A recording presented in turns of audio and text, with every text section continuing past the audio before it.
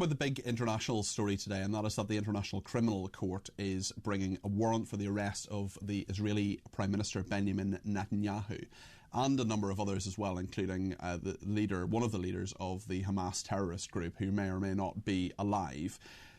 Let's talk to Gary Mond, who's the chairman of the National Jewish Assembly. Gary, I wonder what you think about this, because to me what it appears to be is that the International Criminal Court is trying to put some equivalence between Hamas terrorists who raped, massacred, bombed, burned and are holding over 100 hostages, and the actions of Benjamin Netanyahu, who is not a perfect person by any stretch of the imagination, but is not acting in the way that Hamas did. What do you make of this?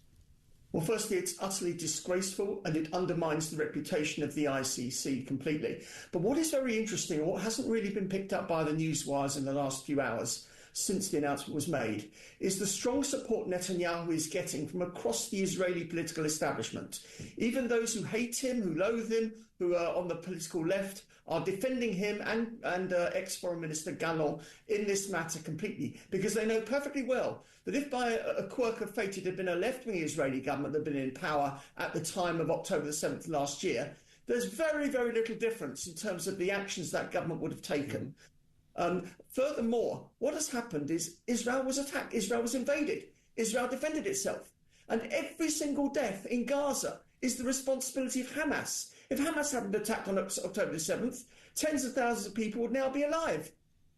Gary, I'm sorry to interrupt you. I'll come back to you in a second, but we've just got some breaking news here on Talk, and that is that Matt Gaetz has withdrawn as Donald Trump's nominee for Attorney General. He says he doesn't want to be a distraction. We'll get more on that as the programme goes on, but Matt Gaetz, he has withdrawn as Donald Trump's nominee for Attorney General. Of course, President-elect Trump is putting people forward that he wants to be in his cabinet. He won't actually be the president again until the 20th of January, so it's a couple of months is this transition period, but he's putting all these people forward, including Matt Gaetz. Now, he has withdrawn as Donald Trump's nominee for Attorney General, saying he doesn't want to be a distraction. We'll get more on that. Perhaps one of our Republicans overseas guests or something like that could speak to us a little bit later on. Gary, apologies to interrupt you there. I just want to bring people that breaking news. Gary Mond, who's the chairman of the National Jewish Assembly, still with us. This, of course, creates all sorts of problems for Benjamin Netanyahu, for Yoav Gallant and others, who will have restrictions or feel they will have restrictions on their travel, because if they go to areas of the world where the ICC is properly recognised,